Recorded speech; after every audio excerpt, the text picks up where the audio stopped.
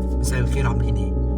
الناس اللي افتكرت ان انا في الفيديو اللي فات طالع بدافع على السياسة والحكومة عشان بقول محلات تقفل الساعة 10 وايه المشكلة. انا بس كنت بتكلم على اللوجيك وعلى اللي بيحصل في البلاد التانية.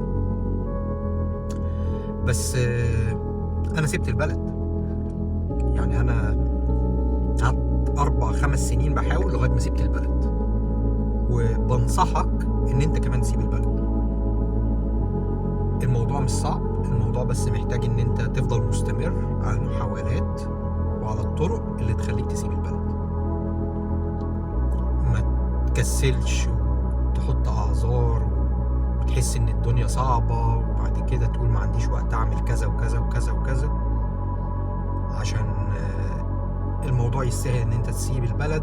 وهتلاقي اكيد فرص بره احسن بكتير، وهتلاقي حياة احسن بكتير، وهتلاقي العيشة اللي انت بتحلم بيها. هتحس ان بني ادم.